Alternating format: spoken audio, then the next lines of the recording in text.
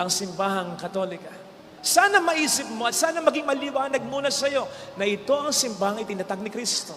Hindi ko sinasabing sa ibang sekta, sa ibang reliyon, di ka maliligtas. Ang sinasabi ko, sa simbahan na ito, sinabi ng Panginoon, Matthew 16:19, whatever you bind on earth shall be bound in heaven. You loose on earth shall be loose in heaven. Sana ma-realize mo muna na bago mo sabihin, nakita mo sa iba yung katotohanan, sa kabila yung katotohanan. Matanong mo sarili mo, sinuri mo na ba ang katotohanan sa simbahang ito? Napakalayo sa katotohanan, makakita ka ng katotohanan sa iba. Pero hindi dito, sa simbahang tinatag ni Kristo. Sa simbahang itinatag ng nagsabing, ako ang katotohanan at siya rin ang nagtatag ng simbahang ito. Kumpleto rin tayo sa mga sakramento.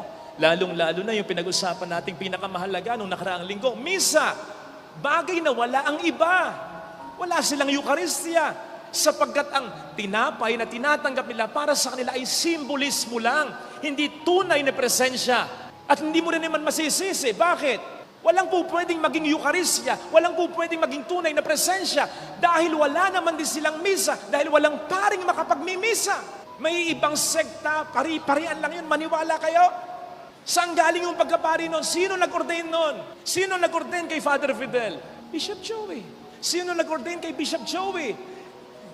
Lagay mo dito yung pangalan ko, yung pangalan ni Bishop Joey, dire-diretsuhin mo.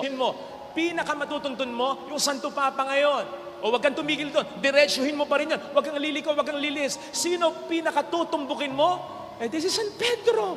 Walang sino mang simbahan o sekta ang kayang makapagsabi na ganyan sila.